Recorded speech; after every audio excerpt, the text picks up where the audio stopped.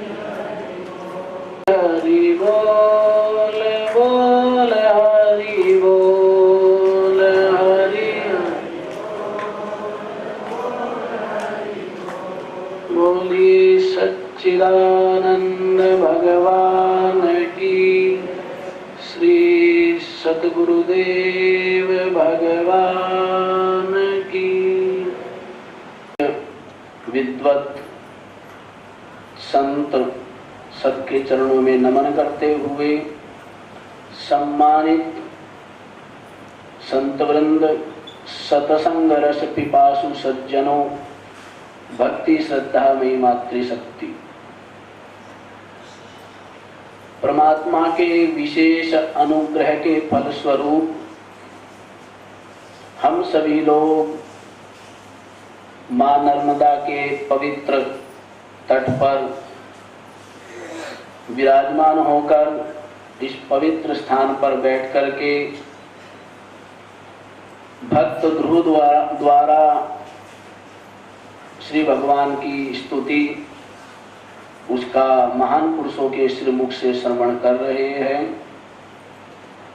ध्रुव जी को उनके त्याग और तप के फलस्वरूप, श्रद्धा भक्ति के फलस्वरूप, साधना के फलस्वरूप सगुण परमात्मा के दर्शन प्राप्त हुए। ध्रुव जी ने स्तुति की और स्तुति इसलिए कर रहे हैं, जो प्रसंग मेरे को दिया गया है आसक्ति के परित्याग के लिए, महान पुरुषों के संग, महान पुरुषों के चरणों में आसक्ति हो जाए, इसी भाव को अपने मन में रख करके, हृदय में रख करके ध्रुव जी महाराज कह रहे हैं, भक्तिम मोह प्रवहताम त्वयि मे प्रसंगो भूयादनंत महता ममला शयाना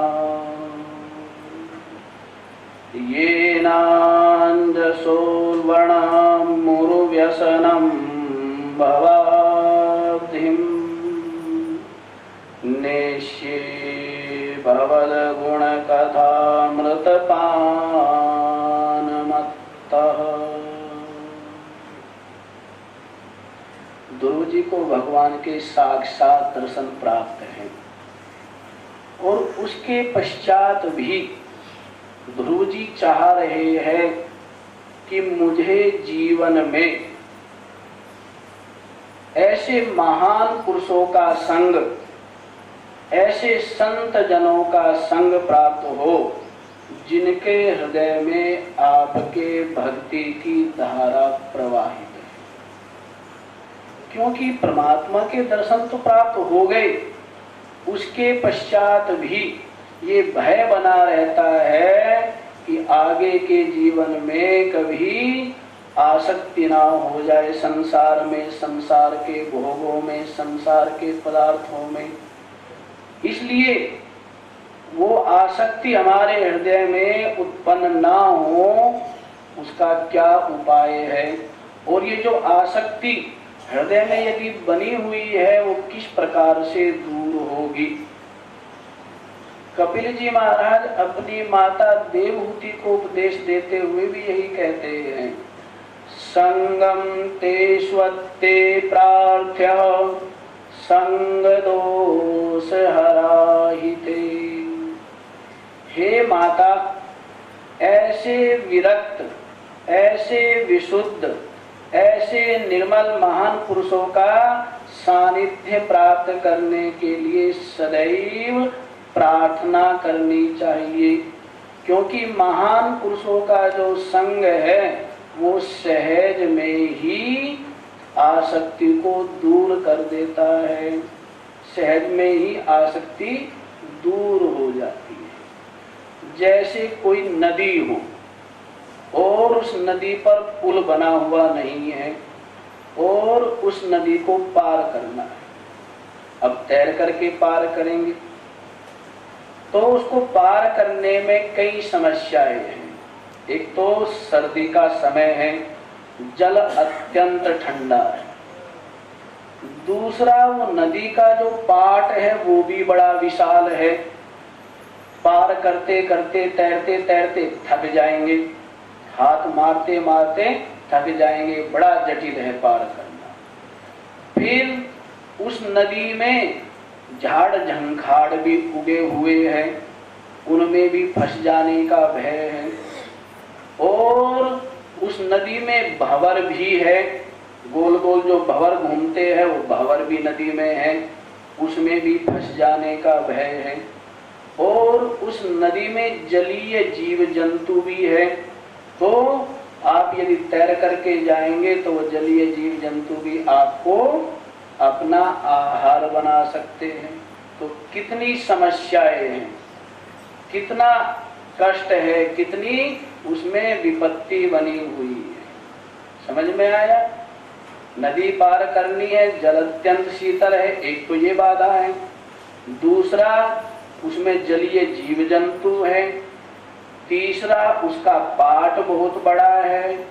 चौथा, उसमें झाड़ झंकार विद्यमान है। पांचवा, उसमें भंवर भी है, उसमें भी फंस करके डूबने का भय।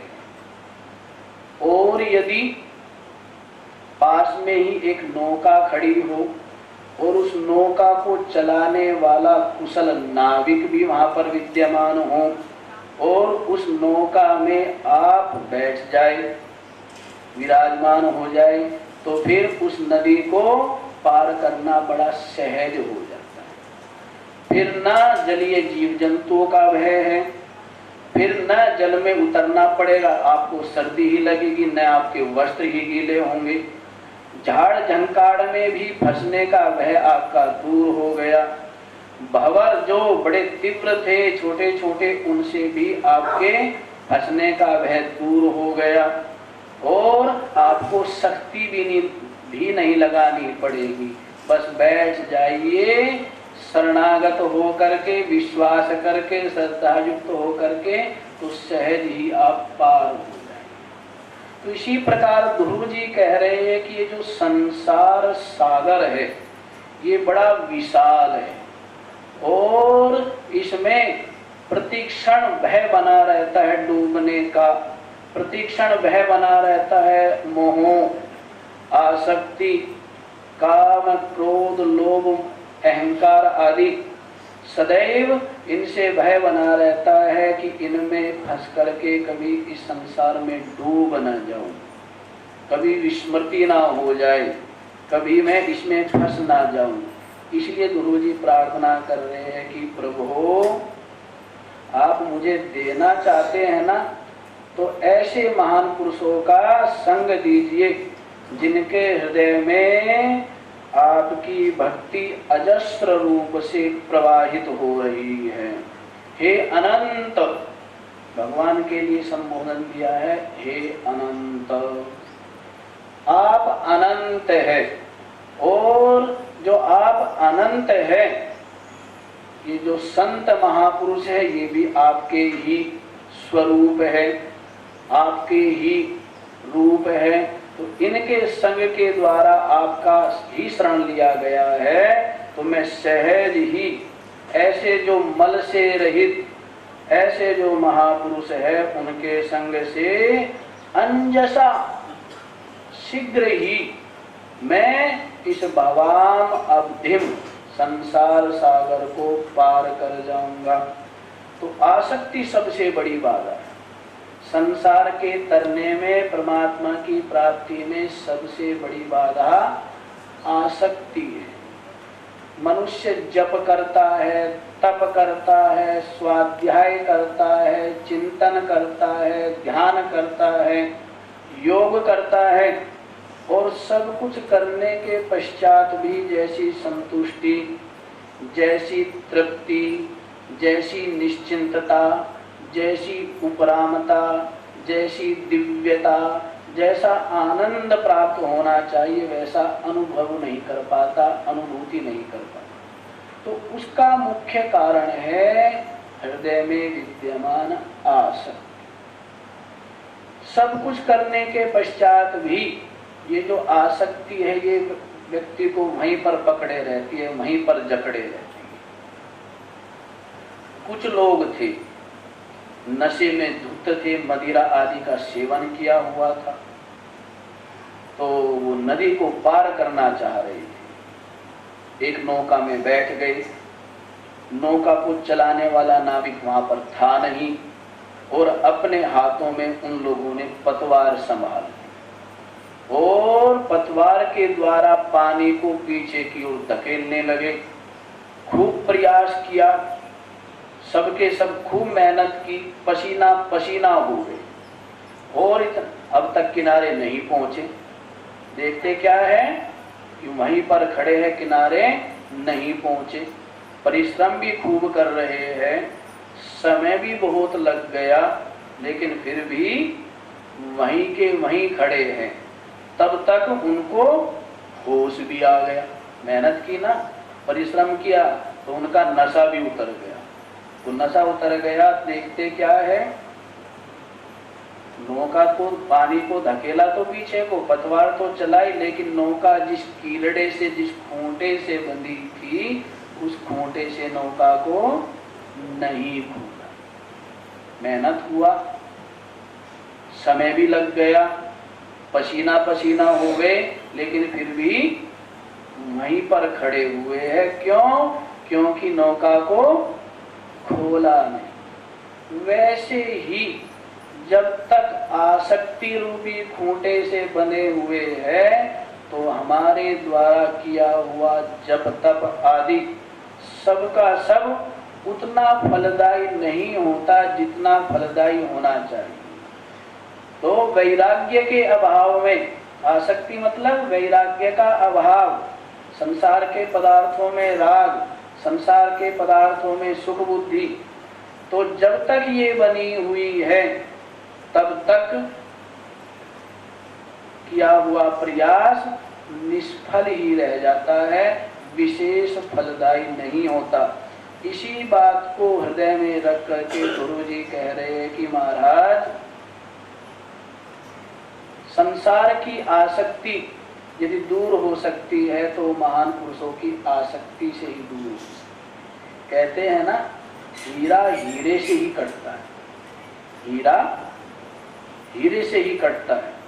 तो वैसे ही संसार की जो आसक्ति है, ये किससे कटेगी? किसी संत के, किसी महापुरुष के संग में, उनके चरणों में जब हमारा प्रेम होगा, आसक्ति होगी, तो धीरे धीरे धीरे धीरे संसार की आसक्ति स्वतः ही छूट जाएगी। और ऐसे जब संत की आसक्ति होगी तो उनके संग में कथा होगी, सत्संग होगा, परमात्मा के स्वरूप का वर्णन होगा, तो धीरे धीरे चित्त में, बुद्धि में वो ज्ञान, वो अमृत स्थिर होगा। और ज्यों ज्यों वो ज्ञान हृदय में ठहरेगा, ज्यों ज्यों वह ज्ञान बुद्धि में स्थिर होगा, त्यों त्यों आप मनन के द्वारा, निधिध्यासन के द्वारा उस निरुपाधिक, उस निर्विशेष सच्चिदानंद निजात्म स्वरूप में आप स्थिर हो जाएंगे। देखिए, परमात्मा के दर्शन तो गुरु जी को हो गए, उसके पश्चात भी महान पुरुषों का संग मांग रहे कि मुझे महान पुरुषों का संग प्राप्त। ऐसा अनेकों कथाओं में आता है कि परमात्मा के दर्शन अनेकों भक्तों को हुए, जैसे करदम जी को हुए पुत्र रूप में, लेकिन उसके पश्चात भी उनका शोक मोह दूर नहीं हुआ, उनका भवबंधन दूर नहीं हुआ, उनको परमात्मा स्वरूप की प्राप्ति नहीं हुई।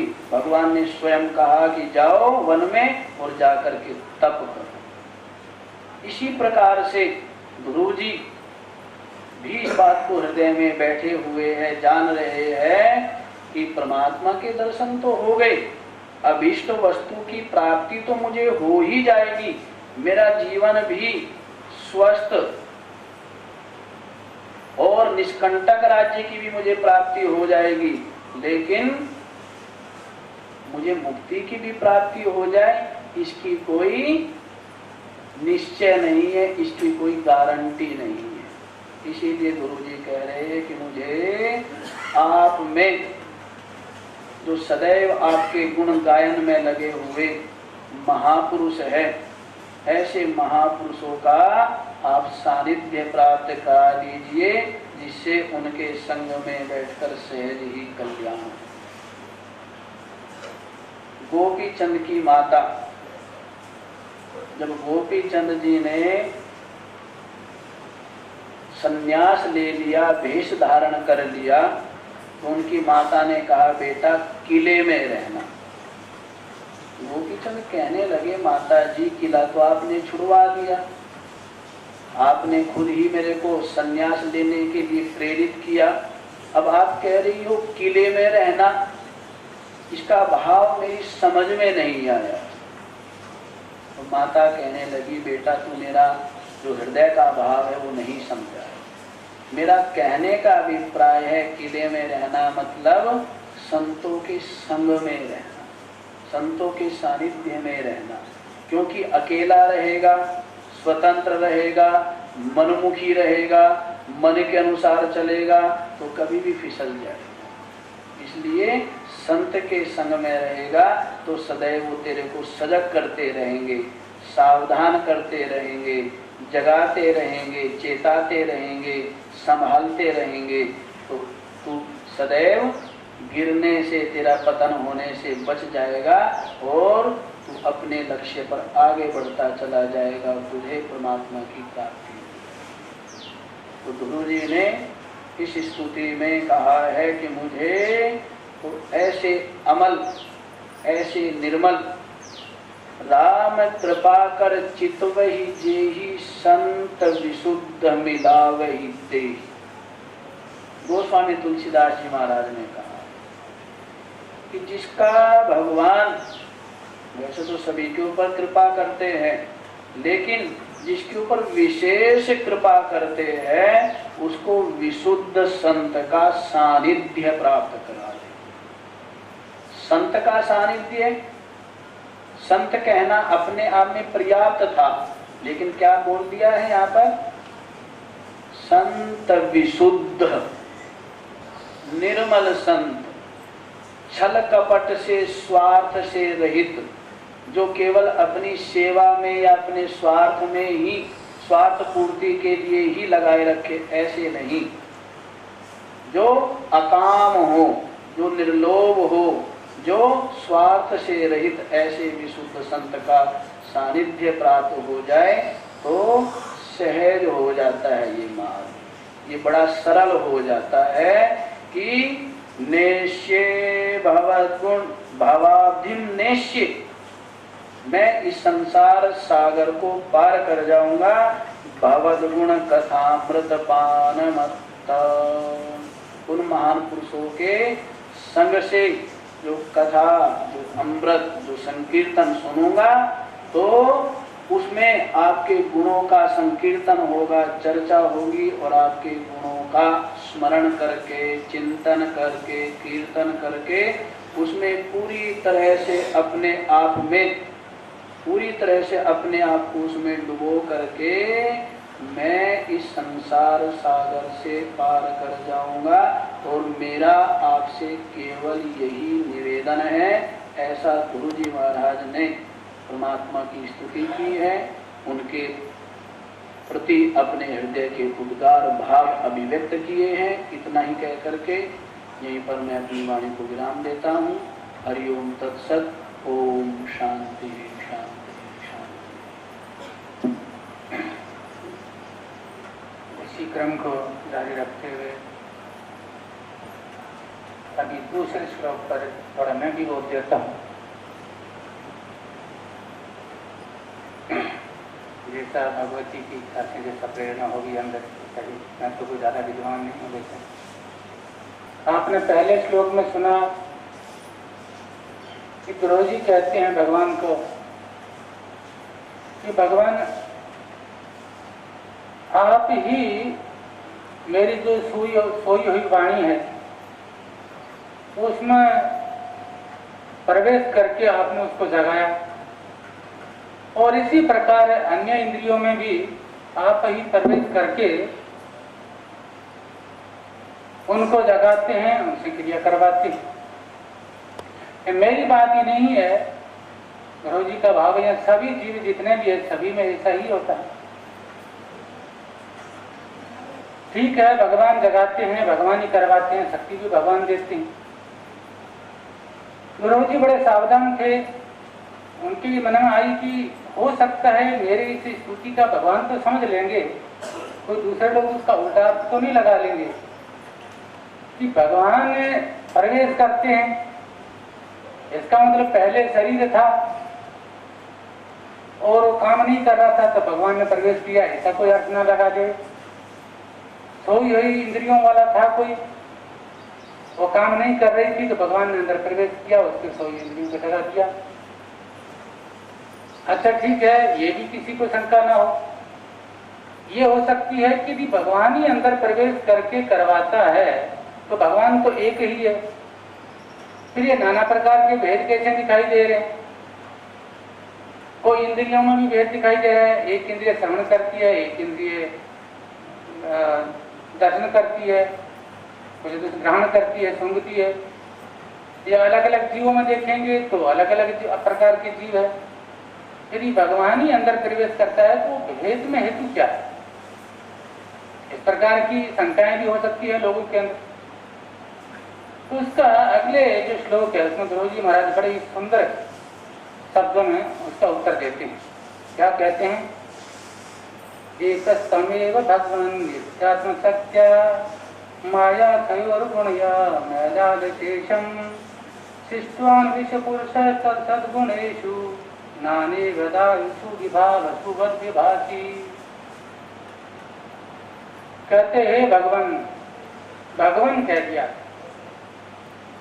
भगवान शब्द का अर्थ बहुत बड़ा है। सामान्य लोग बोलचाल में किसी को भी कहते हैं भगवान, ठीक है, कहने वाले की एक सरलता है। और तो यदि कोई अपना आप को भगवान समझता है तो वो देख ले, भग कहते हैं ऐश्वर्य को, भागा अस्मिन अस्ति इति भगवान। भग जिसके अंदर है, यानी जिसके पास में, उसको कहते हैं भगवान। और रही बात ऐश्वर्य की, ऐश्वर्य की हम लोग कल्पना भी नहीं कर सकते। इस प्रकार की ऐश्वर्य की यहाँ बात करते हैं जिसको भगवान कहते हैं। षड ऐश्वर्य से युक्त होना चाहिए। षड ऐश्वर्य कौन सा है? वो का महाराज संपूर्ण ऐश्वर्य होना चाहिए, संपूर्ण धर्म होना चाहिए, थोड़ा रिक नहीं, संपूर्ण यश होना चाहिए। एक देश में कहीं यश नहीं। और धर्म की भावना भी संपूर्ण होनी चाहिए। छोटा बड़ा कोई धर्म का ऐसा नहीं, जो शास्त्रों में बताया गया धर्म की जो परिभाषा की गई उनके अनुसार। और संपूर्ण यश होना चाहिए, कुछ एक क्षेत्र में या कुछ ऐसा नहीं, पूरे ब्रह्मांड में, अनंत ब्रह्मांडों में उसका ऐसा यश होना चाहिए। संपूर्ण स्त्री होना चाहिए। थोड़ा कुछ ज्यादा कुछ लक्ष्मी आ गई, कुछ सेठ बन गया तो भगवान नहीं हो गया। संपूर्ण स्त्री, पूरा ब्रह्मांड की जो जितनी है स्त्री है, संपत्ति है, जो लक्ष्मी है, उसका अधिपति होना चाहिए। और था वैराग्य होना चाहिए संपूर्ण, एक देश वाला नहीं। जिस सब कुछ होते हुए भी किसी प्रकार का कोई उसमें आसक्ति नहीं होना चाहिए, लगाव नहीं होना चाहिए। जब चाहे उसको त्याग करने की क्षमता होनी चाहिए। इस प्रकार का संपूर्ण वैराग्य होना चाहिए और संपूर्ण ज्ञान होना चाहिए। एक देश वाला नहीं। इस प्रकार का ज्ञान जिसके अंदर हो वो षड्ऐश्वर्य से युक्त है, वो ही भगवान है। गुरु जी महाराज कहते हैं, हे भगवान, एकस्तमेव, भगवान आप एक ही हो। आप एक ही हो, वस्तुतः को देखा जाए तो आप एक ही हो। शास्त्रों में भी कहते हैं, सदैव सौम्य इदम अग्र आसीत एकमेवाद्वितीयम्।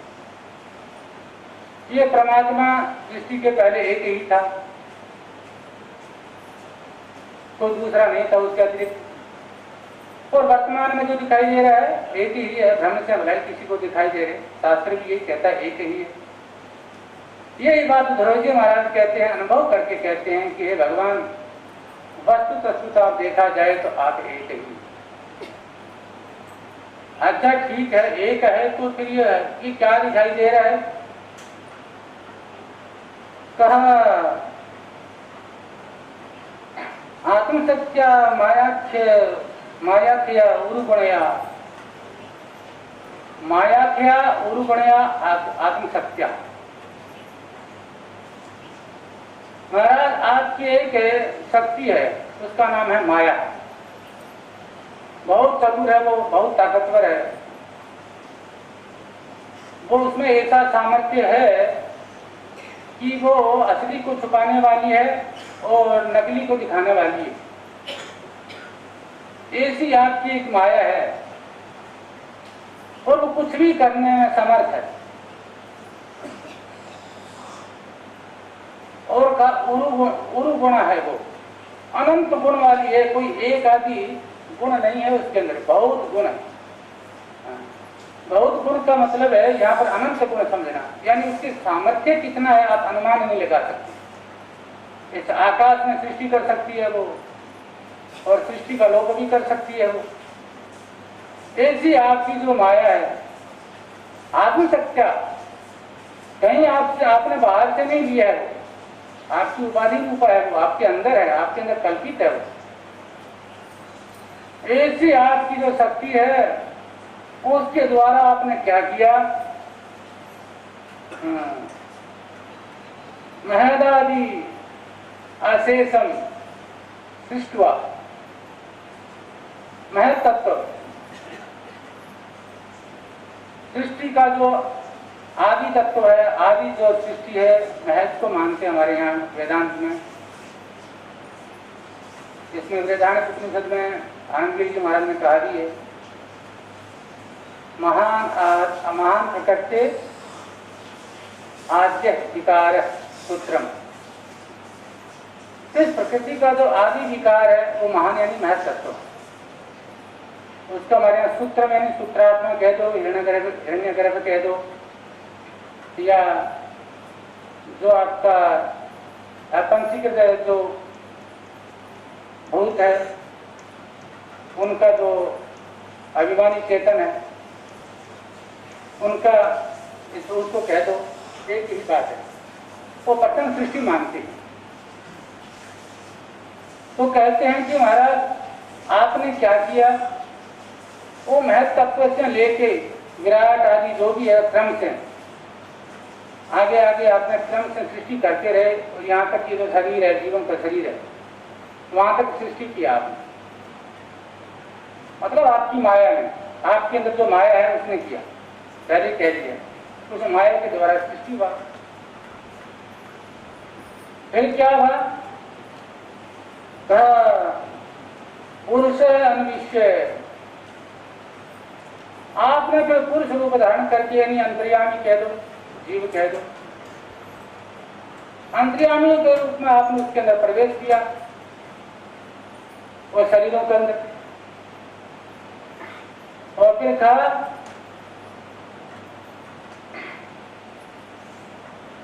प्रवेश करके तद असद गुणेशु, ये जो असद गुण इंद्रियां है, वस्तु का तो असत ही है, वो ग्रहण भी तो किसका कर रही है, विषयों का कर रही है, विषय भी असत है, असत का ग्रहण करने वाली है, इसलिए असत भी हो गई, और स्वयं में भी तो कुछ नहीं है, वो जड़ है, इस कारण से भी असत है। तो महाराज आपने क्या किया, और सृष्टि का रचना करके असत गुण वाली जो इंद्रियां है उसमें आपने पुरुष रूप में प्रवेश किया। ठीक है, मान लिया पुरुष रूप में प्रवेश किया, भगवान हो गया, सब ठीक है। ये शंका तो बनी रही, फिर वो अलग अलग कैसे दिख रहा है, एक भगवान है तो अलग अलग सृष्टियां, वो इंद्रियां काम कैसे कर रही है। आगे कहते नाने वदालु विवाह वसुबद विभासी, तो महाराज दारू से लकड़ियां जो होती है, लकड़ियां आप देखते हैं, लकड़ियों में जैसे अग्नि जलाते हैं हम लोग, वसुवत, वसुवत मतलब आपका ये विवाह वसु, व्यापक अग्नि जो है, आप अग्नि का वैसे कहीं दर्शन करना चाहोगे तो अग्नि आपको दिखाई नहीं देगी, जो व्यापक अग्नि है, परंतु है वो सब जगह है, आपके सामने भी है, आपके अंदर भी है, सब जगह, ऊपर नीचे सब जगह व्यापक जो अग्नि है, परंतु हमारा जो विषय नहीं बन रही हो, इसलिए कहा विवाह वसुवत। व्यापक जो अग्नि है वो किसी उपाधि को लेकर ही दिखाई देती है, ऐसे नहीं दिखाई देती ना, वो काम कर रही है देखो, और उपाधि के अनुसार में वो अलग अलग दिखाई देने लगती है। छोटी लकड़ी में वो छोटी दिखाई देने लगती है, मोटी लकड़ी में वो मोटी दिखाई देने लगती है, गोल लकड़ी होती है तो उसमें गोल दिखाई देने लगती है। इसी प्रकार नाना प्रकार दिखाई देना कि हमारे शरीर में वो जठरा अग्नि रूप में काम करने लगती है। अब बाहर वाली अग्नि को आप छोड़ दोगे अंदर तो जला ही देगी वो, उसका देखिए वहां स्वरूप अलग ही हो गया, वो सूर्य में जाके वहां और दूसरे ही काम कर रही है। तो कहा महाराज एक ही अग्नि है परंतु वो अलग अलग लकड़ियों में अलग अलग प्रकार की दिखाई देती है। इसी प्रकार आप ही ये जो इंद्रियां हैं नाना प्रकार की इंद्रियों में आप प्रवेश करते हैं और प्रवेश करके और आप नाना प्रकार के दिखाई देते हैं। और भी उदाहरण देते हैं महापुरुष जैसे महाराज श्री बहुत उदाहरण दिया करते थे। देखिए जैसे विद्युत एक ही है, आप ऐसे विद्युत को देखना चाहोगे तो दिखाई भी नहीं देगी, परंतु उसके कार्य से आप अनुमान लगा लेते हैं। अब अलग बात है हाथ लगाने से भी अनुमान लग जाता है अच्छा भला, परंतु उसके कार्य से हम लोग अनुमान लगा लेते हैं कि विद्युत है। और एक ही विद्युत है देखिए उसमें विपरीत कार्य भी रहते हैं। एक ठंडा करने वाला कार्य भी होता है, ठंडा भी करती है वो, गर्म भी विद्युत ही करती है। प्रकाश करके देखिए उसमें प्रकाश शक्ति भी है, पंखा भी चलता है उससे क्रिया शक्ति भी है। तो उसमें क्या हुआ विद्युत का भेद है या विद्युत हमको अलग अलग दिखाई दे रही है? इसमें विद्युत का तो कोई भेद नहीं है। ये जो उपकरण है हमारे, इस उपकरणों के अनुसार हमको विद्युत का कार्य दिखाई देने लगता है। एक ही बल्ब मान लो प्रकाश शक्ति में भी आप देख लीजिए एक ही बल्ब है, एक बहुत बड़ा प्रकाश करने वाला है, एक छोटा प्रकाश करता है। इसी प्रकार ये जो परमात्मा है एक ही परमात्मा है। आप इन इंद्रियों के माध्यम से प्रकाशित हो रहे हैं, शरीर में है, प्रवेश किए हैं, आप दिखाई दे रहे हैं, फिर भी अलग अलग कैसे दिख रहे हैं? वो धारण शक्ति जैसी जैसी होती है उसी प्रकार का वहां पर दिखाई देता है। जैसी जैसी अंतःकरण की जो क्षमता है उसी प्रकार उसकी धारण होता है। ब्रह्मा में भी वही दिखाई दे रहा है और हमारे अंदर भी वही दिखाई दे रहा है। एक चीटी के अंदर भी वही दिखाई दे रहा है। कहाँ चीटी का सामर्थ्य, कहाँ हमारा सामर्थ्य और कहाँ ब्रह्मा का सामर्थ्य। तो कहा महाराज यही है, जैसे इधर जो लकड़ियां वगैरह का जो उदाहरण दिया है या अन्य जो विद्युत आदि के उपकरण में जो दिखाई उनका जो उदाहरण दिया है, जैसी जैसी क्षमता होती है उसी प्रकार का वो दिखाई देता है। तो आपका इसमें कोई दोष नहीं है ना अपना भेद है। तो धारण करने वाला जो है ये उसका ही भेद है और उसी के अनुसार है आप दिखाई देते हैं। तो देखिए यहाँ किसी प्रकार का परमात्मा में दोष नहीं हो रहा, हमारे अंदर प्रवेश भी कर गया है वो, तो कोई ना तो बंधन हो रहा है उससे हमारे शरीर में आके और ना कोई उसका अतिरिक्त कुछ दूसरा दिखाई दे रहा है। जो शंका थी कि भाई दूसरा हो सकता है तो कहा नहीं वही प्रवेश किया है, तो ये भी नहीं रही। कितना देखिए ध्रुव जी की बुद्धि देखिए कैसे ही बुद्धि आई है, क्या सामर्थ्य है, क्या बुद्धि है, क्या चिंतन है। 5 साल का एक बालक है, बोल सकता है बिना अनुभव के कोई बोल सकता है ऐसा? अच्छा पुस्तक पढ़ के बोल रहे हैं ऐसी बात भी नहीं है। कहां से सामर्थ्य आया, किसने दिया हमको? भगवान ने जो गीता में कहा है ददामि बुद्धि योगम तम येन मामुपयान्ति ते। जो मेरी सतत भक्ति करने वाले हैं, जो मेरा भजन करते हैं, जो मेरे शरण में आ गए हैं, जिनका मेरे अतिरिक्त तो दूसरा कोई नहीं रहा, किसी के प्रति उनका भरोसा नहीं है मेरे अलावा, संसार के प्रति कोई भरोसा नहीं है, सिर्फ मेरे पर ही भरोसा करते हैं और मेरे से ही जो कुछ चाह रहे हैं, जो चाह रहे हैं, नहीं चाह रहे हैं तो भी कोई बात नहीं, चाह रहे तो मेरे से चाह रहे हैं, दूसरे से कुछ भी नहीं चाह रहे। ऐसे लोगों को मैं एक ऐसा बुद्धि योग दे देता हूँ जो वेदांत में वेदांत प्रतिपादित जो तत्व है, जो लोग कहते हैं कि वेदांत का चिंतन करके जो प्राप्त किया जा सकता है, बड़ा भारी समय लगता है उसमें, जीवन बीत जाते हैं, 1 जीवन 2 जीवन 3 जीवन जितना भी बीत जाए, और मेरी कृपा से सहजता से ही वो चीज प्राप्त हो जाती है। मैं उसको ऐसा बुद्धि योग दे देता हूँ। इस प्रकार का ध्रुव जी का तो इस प्रकार का नृत्य है, चिंतन है, उनकी स्तुति है, उनको देख के ऐसा सहजता से अनुमान लगाया जा सकता है कि ध्रुव जी महाराज ने वो उपयोग प्राप्त किया है। बाकी तो ध्रुव जी महाराज जाने या भगवान जाने, हम ऐसा अनुमान लगा सकते हैं, ज्ञानी की स्थिति ज्ञानी जाने, कौन अनुमान लगा सकता है। परंतु ऐसा यहाँ पर एक भक्ति का सामर्थ्य भी बता दिया है कि ऐसी भक्ति में योग्यता है, भगवान कुछ भी दे सकते हैं। इस प्रकार बोल के मैं अपनी वाणी को विराम देता हूँ, ज़्यादा समय नहीं लूँगा, मैं बड़े बड़े वक्ता है।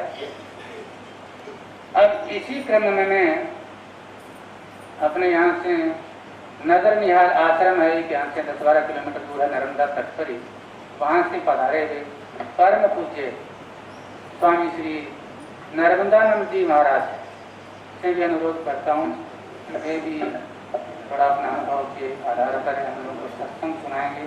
स्वामी जी के लिए कोई श्लोक वगैरह पर बोलने की बाध्यता नहीं रखूँगा मैं, ऐसे स्वामी जी का एक सत्संग का हम लोग आनंद लेंगे। स्वामी जी अपना कुछ सुनाएंगे अनुभव। ओम सत्यं मानविवर्जितं श्रुतिगिरं माध्यं जगत्कारणं व्याप्तं स्थावरजङ्गमं मुनिवरजातं निरोतेन्द्रिये हरकाग्विन्दुमयं सदाक्षरपुस्तारात्मकं सन्ततं चैतन्यम् श्रीमत्परब्रह्म गुरुं श्रमामि श्रीमत्परब्रह्म गुरुं वदामि श्रीमत्परब्रह्म गुरुं भजामि श्रीमत्परब्रह्म गुरुं नमामि। पुण्यतिथि के पावन अवसर पर एक साथ परमात्मा के उस अनंत रूप के दर्शन, जिनको वेदों में कहा कि भगवान के दर्शन सुलभ है और शत्रु के दर्शन दुर्लभ है, ऐसे पुण्य पावन अवसर पर एक साथ इतनी विभूति के दर्शन करते हुए उन महापुरुष के इन पावन पुनीत ब्रह्मलीन की आज षष्ठम दिवस पर जिन महापुरुषों के दर्शन हो रहे हैं और दर्शन करके हम कृत्य हो रहे हैं, जिन ध्रुव जी महाराज के चरित्र को सुनते सुनते कभी भी जी अघाता नहीं है, उन दो के चरित्र को हम लोग एक साथ बैठ करके महापुरुषों के मुखारविंद के द्वारा उनकी अमृत वाणी से कृत्य हो रहे हैं। मेरी आराध्य देवी भगवती नर्मदा जी के इस पावन गोद में बैठ करके हम सब भगवान के चरित्र को श्रवण कर रहे हैं। एक बार हम सब भगवती नर्मदा के इस पावन में गोद बैठ करके आदि गुरु शंकराचार्य भगवान ने जिस मां नर्मदा अष्टक का अपने मुखारविंद से जो गान किया है उसका हम सब श्रवण करेंगे और उसके बाद में 2 मिनट का सत्संग आप सब हम मिल करके भगवती के नाम का संकीर्तन करेंगे। ओम नर्मदे हर नर्मदे हर नर्मदे हर नर्मदे हर नर्मदे हर नर्मदे हर नर्मदे हर नर्मदे हर नर्मदे हर नर्मदे हर नर्मदे हर नर्मदे हर। ओम सविंदु सिंधु सोस्करं तरंग भंग रंजितं विसस्तु पाप जात जात हरिवारि सहित कृतांत धूत काल भूत भीतिहारि वर्मदे तदीह पाद पंकजम नमामि देवी नर्मदे। जय नर्मदे हर नर्मदे हर नर्मदे हर नर्मदे हर नर्मदे हर नर्मदे हर नर्मदे हर नर्मदे हर। ओम तदम्बुलेन दीनमीन दिव्य सांप्रदायकम् कलोमलोगभारहार सर्वतीर्थनायकम् सुमाक्षकाञ्चनाक्रचक्रचक्रवाकुशर्मदे तदीह पादपङ्कजम् नमामि देवी जय नर्मदे हर नर्मदे हर नर्मदे हर नर्मदे हर नर्मदे हर नर्मदे हर नर्मदे हर नर्मदे हर।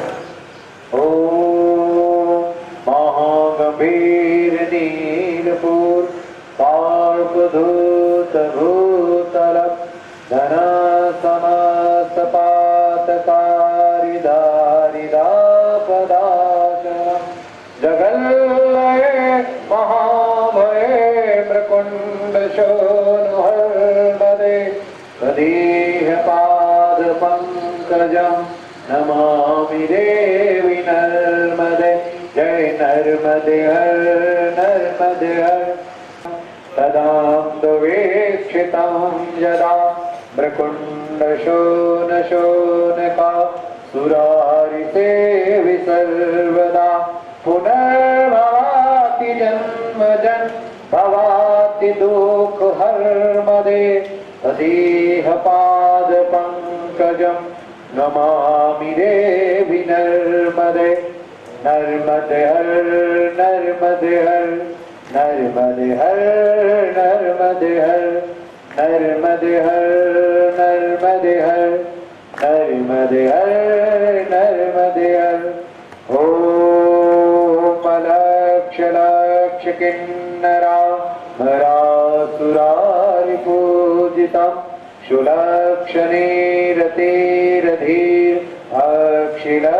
अक्षिलक्षिपूजितं वशिष्ठ श्रेष्ठ पेपलाद कधर्म आदि शर्मदे तदीह पाद पंकजम नमामि देवी नर्मदे।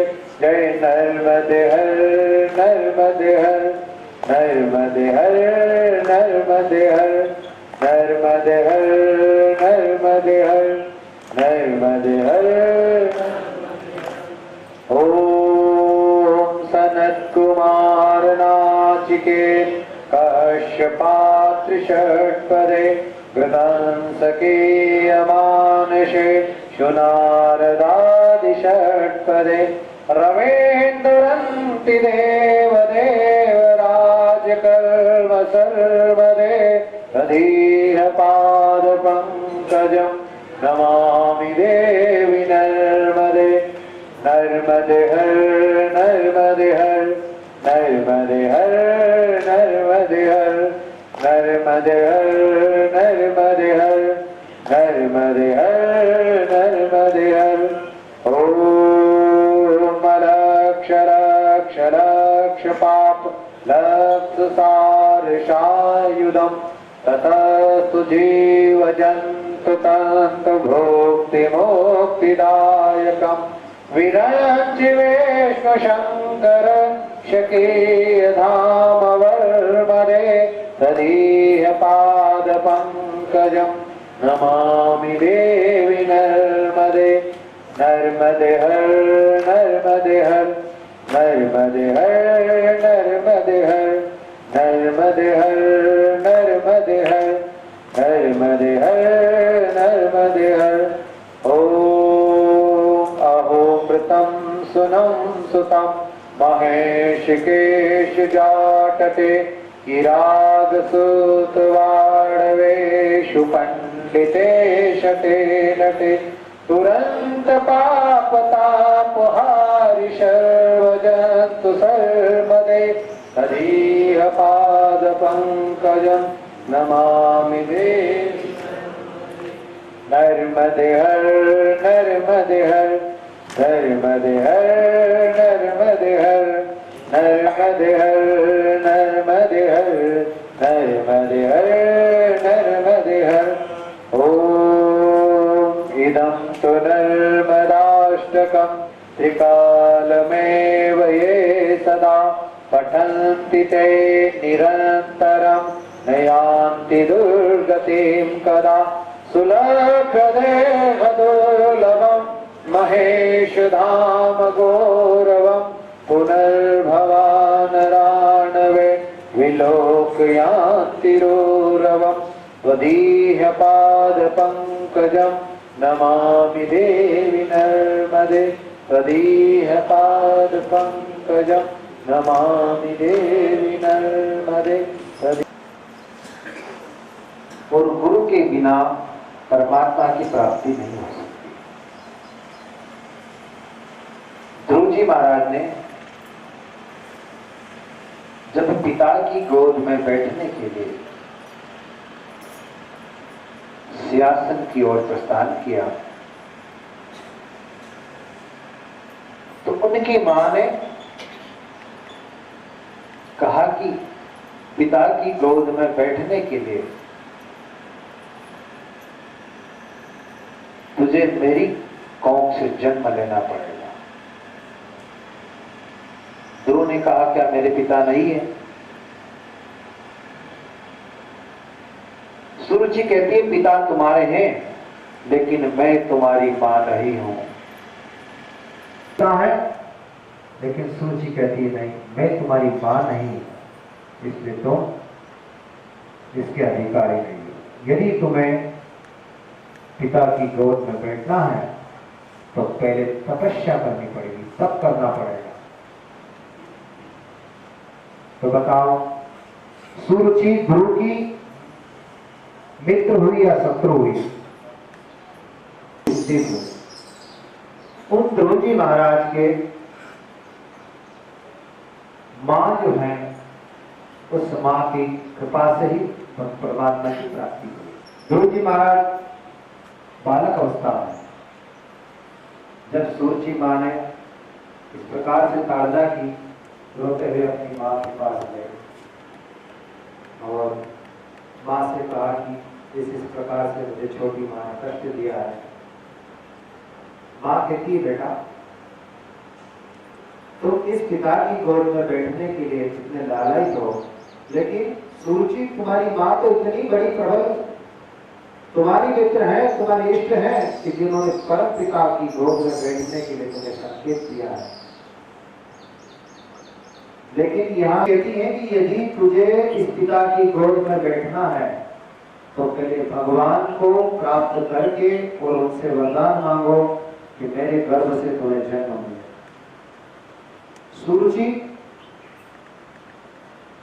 भगवान को तो साधन मान लिया कि उनके द्वारा मैं ही प्राप्ति करूं, और सुरुचि स्वयं साध्य बन गई। यही दशा हमारी भी हो रही है। हम भगवान को साधन मानते हैं, भगवान साध्य है। अब जितने भी लोग यहाँ पहुंचे हैं वो किसी साधन के द्वारा आए, लेकिन साध्य मंजिल पे पहुंचने के बाद वो सारे साधन भूल गए। हम कहीं से आए, कितनी देर रास्ते में विलंब हुआ, कहां से बैठे थे, कैसे आए, उस सब को छोड़ करके साध्य की जब प्राप्ति हो जाती है तो जीव विश्राम पाता है। और साधन की प्राप्ति विवेक से होती है। हमारे अंदर श्रद्धा है और यदि विश्वास नहीं तो भी काम नहीं बनेगा। और यदि श्रद्धा भी है और विश्वास भी है, और यदि पुरुषार्थ नहीं है तो भी काम नहीं करता। यही घटना भगवान शंकर के परिवार में देखी आप।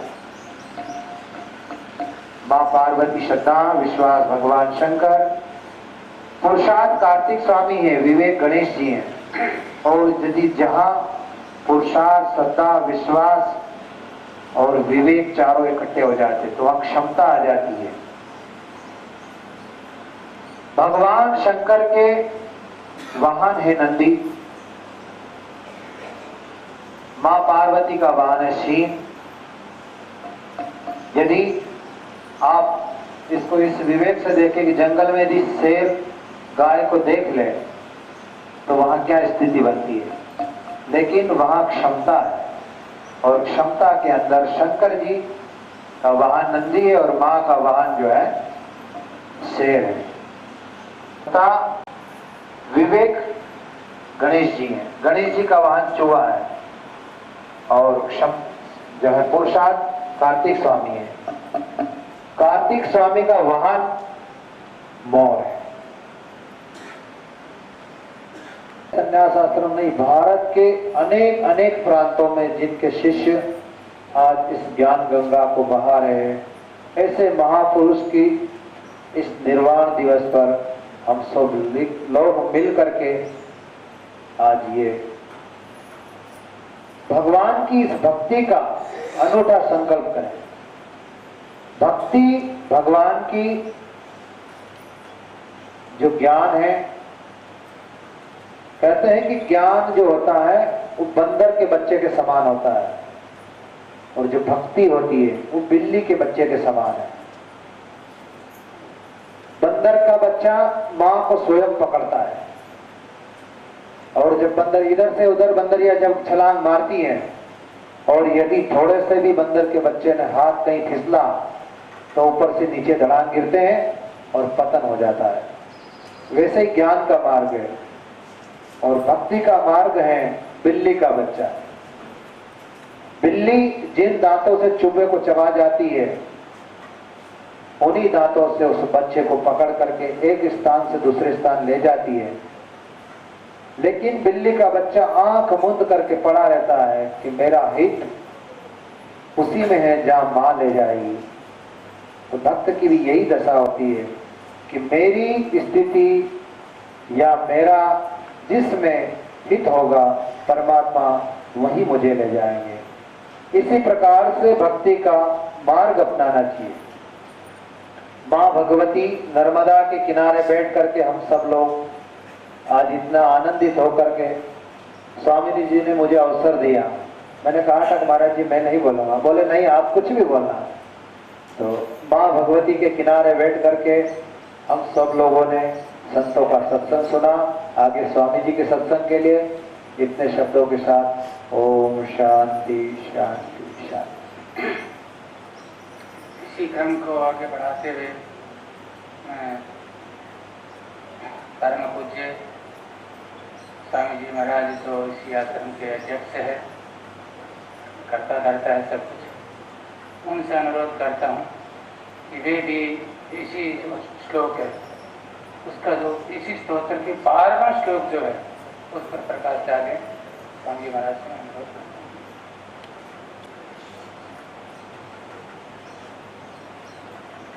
दिशन्तु सम्मे गुरुपाद पंशवः।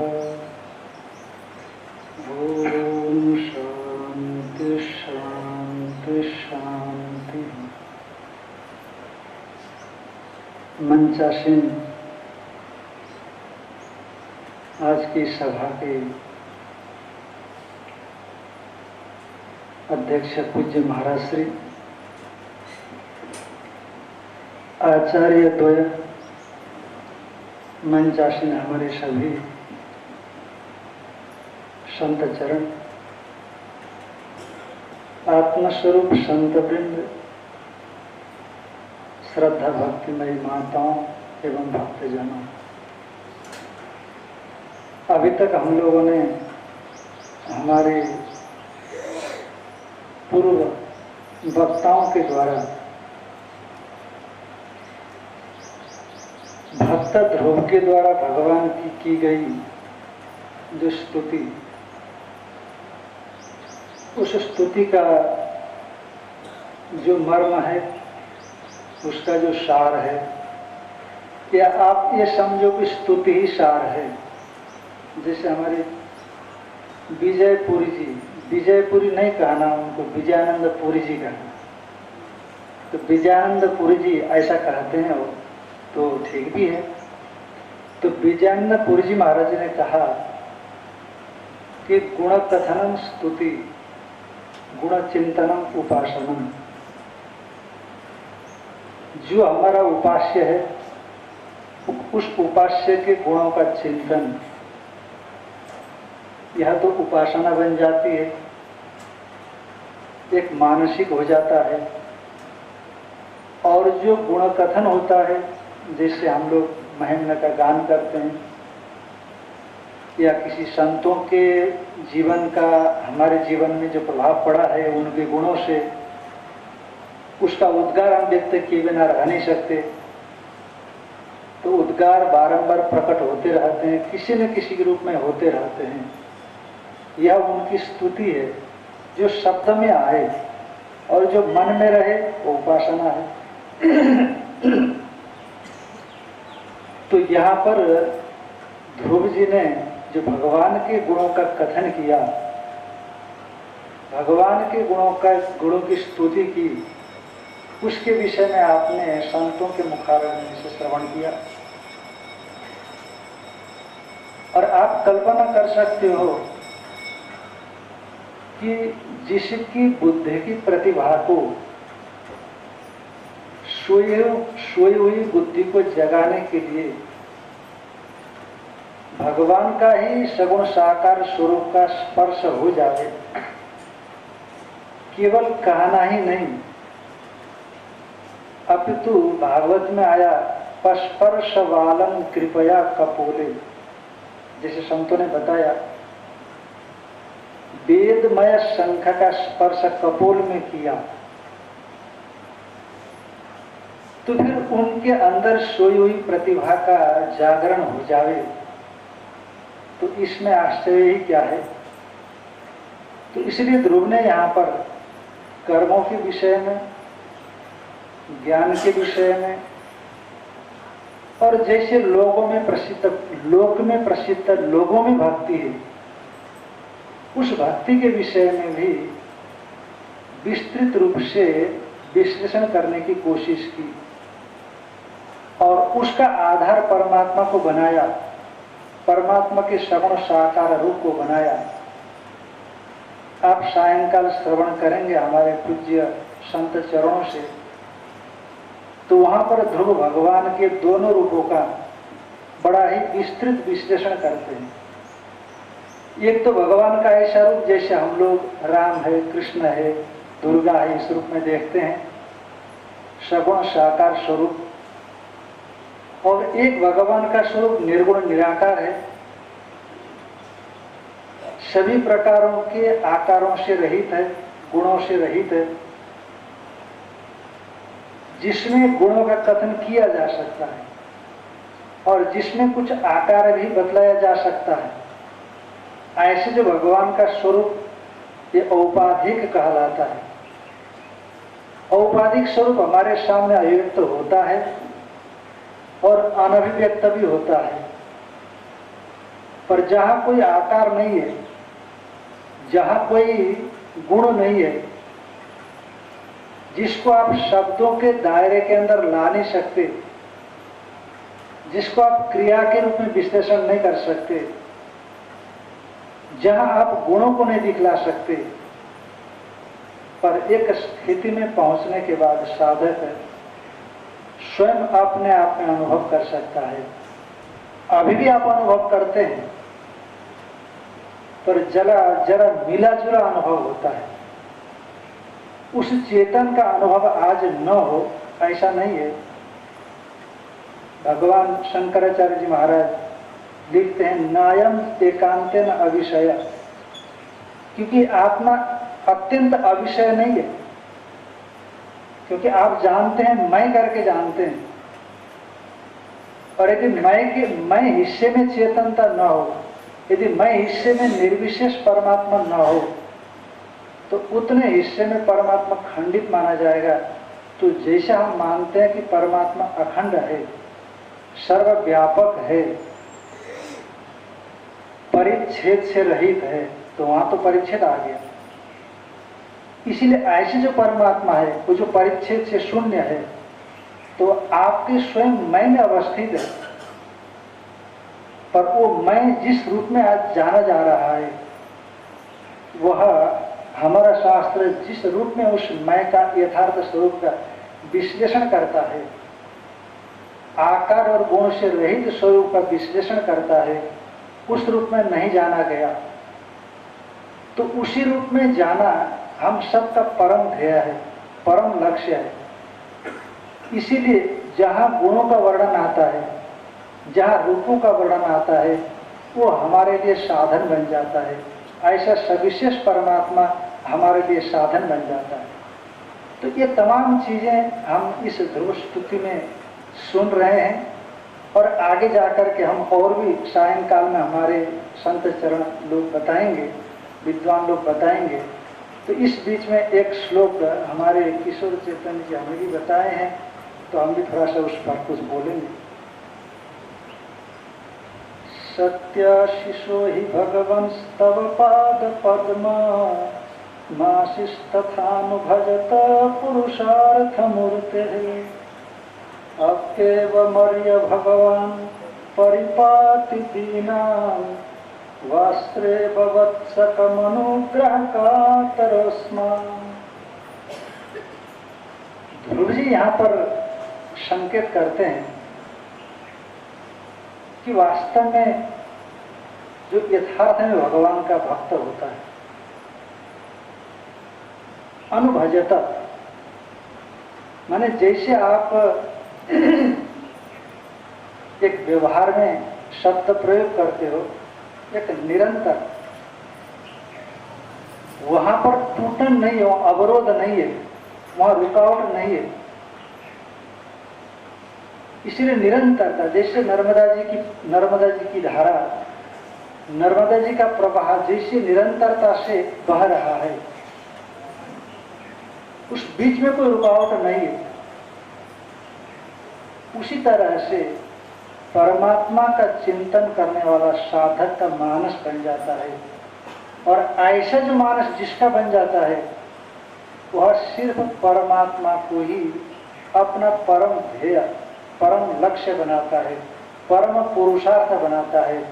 वही उसके लिए पुरुषार्थ की मूर्ति हो जाता है, यानी पुरुषार्थ मूर्ति वाला व्यक्ति बन जाता है। उसके लिए हमारे यहाँ बताए गए जो 4 प्रकार के पुरुषार्थ हैं, उनमें जो चतुर्थ पुरुषार्थ परमात्मा, परमात्मा का स्वरूप, मोक्ष कहिए, मुक्ति कहिए, हाँ, निर्विशेष ज्ञान स्वरूप कहिए, वही उसी की इच्छा करने वाला बन जाता है। और वो कैसे होता है का निरंतर चिंतन करके होता है, अनुभजता, निरंतर चिंतन करता है। ऐसे जो साधक निरंतर परमात्मा का चिंतन करता है, तो उसका मन संसार की ओर नहीं जाता। वास्तव में आप विचार करके देखोगे कि हमारा मन परमात्मा में क्यों नहीं जाता। और एक साधक ऐसा है जिसका मन परमात्मा में लगने के बाद हटता नहीं है, वहां तक गंतव्य तक पहुंचा भी नहीं है अभी, पर गंतव्य की ओर बढ़ रहा है। उसके जीवन में उसका महत्व ठीक ठीक जैसे समझ में आया, और यहाँ का जो महत्व था जीवन में, उसको भी समझ में उसने आत्मसात कर लिया कि वास्तव में यहाँ की जो चीजें हैं, यहाँ का जो पदार्थ है, वस्तुएं हैं, वो हमारा हमेशा साथ निभाने वाली नहीं है, ये समझा।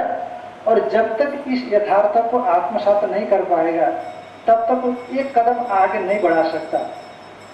इस यथार्थ को जैसे उसको आत्मसात हो जावे कि जिसको मैं पकड़ करके बैठा हूं, जिस तरह से इसको छोड़ करके, छोड़ने का मतलब ऐसा नहीं कि आप आकाश में तो नहीं जाएंगे, पर यदि मन से इसका महत्व कमजोर हो गया और उधर का महत्व बैठ गया और उधर से हमें रस मिलने लग गया, तो जिस तरह से उधर के महत्व को हमारे जीवन में भान न होने पर हम निरंतर इसी का अनुचिंतन करते रहते थे। आप देखते हो, छोटी अवस्था से बच्चे को हम केवल संसार ही सिखाते हैं, परमात्मा कहाँ सिखा पाते हैं, ईश्वर साधन भजन चिंतन कहाँ सिखाते हैं। और इसी की परिणति, इसी का प्रतिफल है कि कालांतर में जब हम 60-70 साल के हो जाते हैं तो केवल मन संसार का ही चिंतन करता है। भले ही वो विषय बदलते, भले ही वो चीजों को बदलते, अपना चिंतन का विषय दूसरे चीजों को बना डाले, परंतु मोटे रूप में हम यही कह सकते हैं कि उसका अनुचिंतन, उसका अनुभजन और निरंतर चिंतन सिर्फ जगत का ही है, ईश्वर का नहीं है। क्यों? इसीलिए क्योंकि जन्म जन्मांतरीय संस्कार, और जब से यहाँ से हमने समझा, जाना, परखा, तब से लेकर के सिर्फ इसी को ही हमने महत्व दिया और यही हमारे जीवन की महत्वपूर्ण चीज है, ऐसा समझा। और ईश्वर को वस्तुतः जिसकी वजह से हम इन चीजों को महत्व दे रहे हैं, उससे एकदम हम बेखबर रह गए। तो ऐसी स्थिति में आप कल्पना कर सकते हो कि कैसे उसका अनुचिंतन निरंतर चल पाएगा। नहीं चल सकता। जैसे जगत का महत्व हमारे जीवन में आया, उसी तरह से शास्त्र और आचार्य के मुख से प्राप्त साधनों के माध्यम से जब ईश्वर का महत्व हमारे दिमाग में बैठ जाए और ईश्वर हमारे जीवन का लक्ष्य बन जाए, ऐसी स्थिति में फिर आपका अनुभजन ईश्वर विषय को शुरू हो जाता है। इसलिए ऐसे जो ईश्वर का भजन करने वाला साधक है, उसके विषय में ध्रुव जी क्या कहते हैं, जो ऐसा भजन करने वाला है वो वास्तव में केवल आपको ही परम पुरुषार्थ समझता है।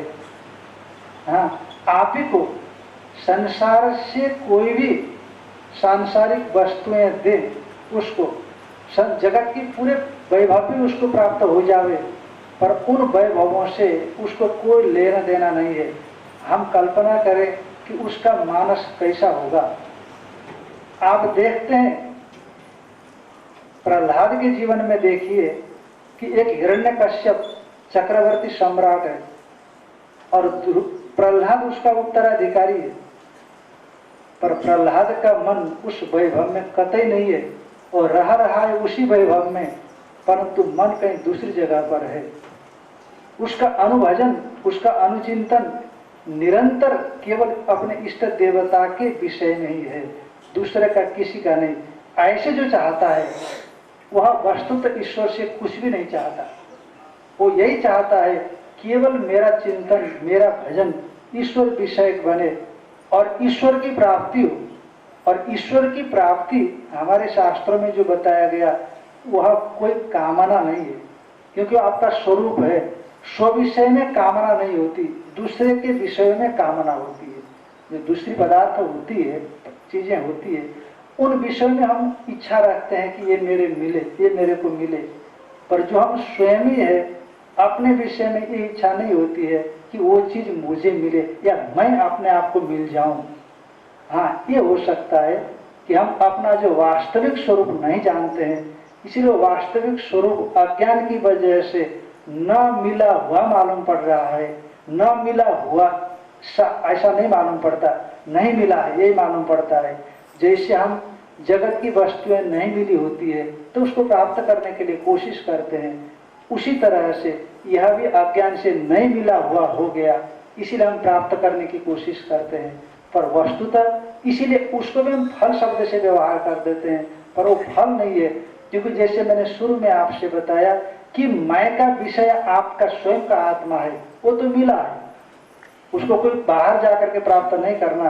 पर जब नहीं प्राप्त हुआ सा लगता है तो फिर भाई जैसे संसार की वस्तु नहीं प्राप्त हुई सी मालूम पड़ती है, तो हम प्राप्त करने के लिए कोशिश करते हैं। तो यहाँ भी साधना करने की जरूरत होती है। तो जब हम साधना करके आगे बढ़ते हैं तो ध्रुव जी कहते हैं अनुभजत, जो निरंतर आपका चिंतन भजन करने वाला जो साधक है, वो सिर्फ आपके चरणारविंद रूप आशीर्वाद फल यानी ईश्वर का स्वरूप, उससे अतिरिक्त और किसी भी वस्तु की कामना नहीं रखता। क्योंकि उसका मानस ही ऐसा बन गया है। ईश्वर का महत्व उसने अपने जीवन में ले लिया। संसार की कोई भी चीजें उसके सामने में आप दे दें, परंतु उन चीजों को वो अपने मन में महत्व नहीं देता है। यही उसकी विशेषता है। वो समझ लेता है कि इन चीजों का महत्व सिर्फ उसी परमात्मा की वजह से है, मेरे मैं की वजह से। यदि मैं न रहूं, यदि मैं न हूं, तो इन वस्तुओं का होना मेरे लिए क्या महत्व रखता है, इस चीज को समझता है। इसलिए संसार की कोई भी पदार्थ, आगे आप सुनेंगे, त्रिभुवन विभव हेतव्यपि अकुंठ बुद्धि, त्रैलोक्य के साम्राज्य देवी दे उसको, तभी उसकी बुद्धि परमात्मा के विषय से बाहर नहीं जाती है। सांसारिक विषय उसके बुद्धि को अपनी ओर आकर्षित नहीं कर सकते हैं। क्यों?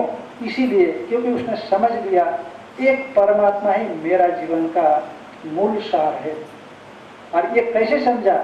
जब उसके भीतर में विवेक आया, साधन भजन किया, तब विवेक आने के बाद ये समझा कि वास्तव में संसार केवल देखने भर के लिए है, उपयोग करने भर के लिए है, पर यह आत्यंतिक उपादेय नहीं है।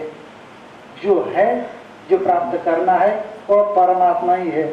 और चतुर्थ जो पुरुषार्थ, मुक्ति, पुरुषार्थ, मूर्ति, परमात्मा रूप जो पुरुषार्थ है, वही जिसके लिए एक ध्येय बन गया है। ऐसा जो साधक वो सिर्फ परमात्मा को चाहता है, संसार की कोई भी वस्तु नहीं चाहता है, क्योंकि समझता शरीर तक को नहीं चाहता। आप भक्तों के जीवन में भी देखेंगे, जो भगवान के पृथकत्व न अपने से भिन्न मान करके उपासना करने वाले हैं, जो अभिन्न रूप से करने वाले हैं, उनकी तो बात ही छोड़ दें, उनकी तो क्या कहना। भगवान स्वयं गीता में कहते हैं इस चीज को। परंतु पृथकत्व जो उपासना करने वाले भक्तों के जीवन में भी ये चीजें आती है कि वो सिर्फ अपने इष्ट देवता को ही चाहता है। यदि चुनाव करना पड़े शरीर और भगवान में, हम लोग पहले शरीर का चुनाव करेंगे, भगवान को किनारा छोड़ देंगे। पर वो भगवान का चुनाव करता है, शरीर को छोड़ देता है। शरीर के विषय में उसके अंदर कोई मोह, कोई ममता, कोई आसक्ति नहीं रहती है। अंतवंत इमे देहा, वो समझ लिया कि वास्तव में आज नहीं तो कल ये चला जाएगा, पर यदि मैं इस शरीर के रहते रहते अपना परम पुरुषार्थ परमात्मा को नहीं प्राप्त कर सका, तो इस मनुष्य जीवन में आना व्यर्थ है। इस चीज को उसने अपने जीवन में आत्मसात कर दिया। और जो साधक इस प्रकार से अपने जीवन में ऐसे अनुभूति को आत्मसात कर लेता है, वही सचमुच ईश्वर का एक एकांतिक चिंतन कर सकता है, अव्यभिचारी रूप से चिंतन कर सकता है, निरंतर चिंतन कर सकता है। ऐसा साधक हम लोगों के लिए बड़ा ही पूज्य है, बड़ा ही सम्माननीय है, और ऐसा साधक दर्शनीय। तो इस तरह से यहाँ पर जो ध्रुव जी है, भगवान के गुणों का चिंतन करते हैं और भगवान की प्राप्ति के लिए कोशिश करने वाले जो साधक है, जो भक्त लोग हैं, उन भक्तों की एक तरह से प्रशंसा करते हैं। वो केवल सिर्फ आपको चाहते हैं, संसार की कोई भी वस्तु नहीं चाहते। क्यों? उनकी महिमा क्यों है? इसीलिए कि संसार को न चाह करके आपको चाहते हैं, इसीलिए भक्तों की महिमा है। भक्ति के बिना भक्तों की महिमा नहीं होती, इसलिए भक्ति श्रेष्ठ है। और भक्ति किसकी? जिसके प्रति आपका लगाव है, जिसके प्रति आपका संबंध जुड़ा हुआ है, वह कौन है? यदि संसार होगा तो उसके विषय में क्यों बोला जाए? यदि भक्ति का विषय परमात्मा होगा तो उस भक्ति जिसमें प्रतिष्ठित है, उस साधक की प्रशंसा ही होती है। ऐसे जो निष्काम साधक है, परमात्मा को चाहने वाला सचमुच निष्कामी ही है। ऐसे निष्कामी जो साधक है, तो केवल आपको ही चाहता है, दूसरे किसी को भी नहीं चाहता। ध्रुव जी कहते हैं, पर हम तो दीनहीन है, हमारे विषय में तो क्या कहें। हम यदि भक्ति भी करते हैं तो पर प्रभु आपसे हम कुछ चाहते हैं, तो पर फिर भी आपका स्वभाव कैसा? जैसे गौ होती है, नव प्रसूता गौ है, बछड़े को दी हुई है, तो नव प्रसूता गौ जिस तरह से निरंतर अपने बछड़े को ध्यान रखती है, दूध पिलाती है, उसका संवर्धन करती है, और साथ साथ में आसपास में जो भी हिंसक पशु है उनसे रक्षा करती है, तो उसी तरह से आप भी भले ही भक्त निष्काम हो, पर आप उनका निरंतर ध्यान रखते हो। और हम जैसे सकामी भक्त हो तो आपसे इस प्रकार की कुछ हम अपेक्षा करते हैं, पर जो सिर्फ आपको चाहने वाले हैं वे धन्य है। क्योंकि समय हो गया है, ज़्यादा ही हो गया है, हम लोग समय पर का ध्यान नहीं रख पाए। मैं ज़्यादा नहीं कहूँगा, इतने कहते और तुम को विश्राम देता हूँ। और आगे 3 बजे का जो सत्र है, सायंकालीन सत्र है, समय से हमारे संत लोग भी पहुँचेंगे, समय से भक्त लोग भी पहुँचेंगे। माइक से बुलाने की जरूरत न रहे, इस चीज़ का आप ध्यान रखें। संत लोग जो आपको ज्ञान का वितरण कर रहे हैं, परोस रहे हैं, वो पहले स्टेज में आए और आप बाद में पहुँचे, अच्छा नहीं लगता है। हम बाहर से संतों को ससम्मान निमंत्रण किए हैं, बुलाए हैं, यदि आप बाद में पहुँचेंगे तो उनका असम्मान होता है। इस चीज़ को हमें ध्यान रखना चाहिए, हमको पहले आकर उपस्थित कराना चाहिए। बोलिए सच्चिदानंद भगवान की जय। ओम पूर्णमदः पूर्णमिदं पूर्णात् पूर्णमुदच्यते पूर्णस्य पूर्णमादाय पूर्णमेवावशिष्यते। ओम शांति शांति शांति। शंकरं शंकराचार्यं केशवं बादरायणं सूत्रभाष्यकृतौ वन्दे भगवन्तौ पुनः पुनः। ईश्वरो गुरुरात्मेति व्योमवद्व्याप्तदेहाय दक्षिणामूर्तये नमः।